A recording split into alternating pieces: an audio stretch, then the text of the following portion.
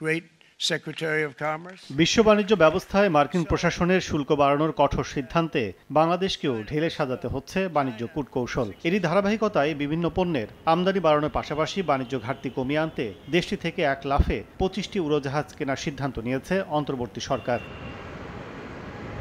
এরই মধ্যে বিমানগুলো কিনতে অর্ডার দিয়েছে বাণিজ্য মন্ত্রণালয়। মন্ত্রণালয় জানিয়েছে প্রয়োজন সাপেক্ষেই উড়োজাহাজ কিনতে হবে। চাপ থাকায় প্রতি বছর একটি করে বিমান সরবরাহ করতে পারবে বোয়িং। এক্ষেত্রে চাহিদা পূরণে এয়ারবাসের দ্বারস্থ হতে পারে সরকার। আমরা তো 25টার অর্ডার দিয়েছি, অন্য অনেক দেশ মিলে শত শত বোয়িংয়ের অর্ডার দিয়েছে। তারা কত বছরে এগুলো করবে? তা আমাদের হয়তো বছরে একটা ভাগে পড়বে। আমাদের তো দরকার, আমাদের ফ্ল্যাগ ক্যারিয়ার হলো বেশিরভাগ বোয়িং নির্ভর।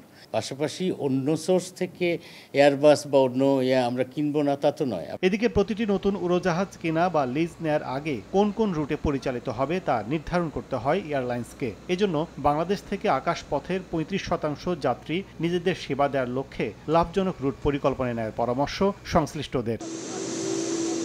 বাণিজ্য মন্ত্রণালয় আরও জানিয়েছে, স্বল্প সময়ের মধ্যে কয়েকটি বিমান সরবরাহ করার বিষয়ে ইতিবাচক সাড়া মিলেছে বোয়িংয়ের কাছ থেকে। কাজল আব্দুল্লাহ, সময় সংবাদ, ঢাকা।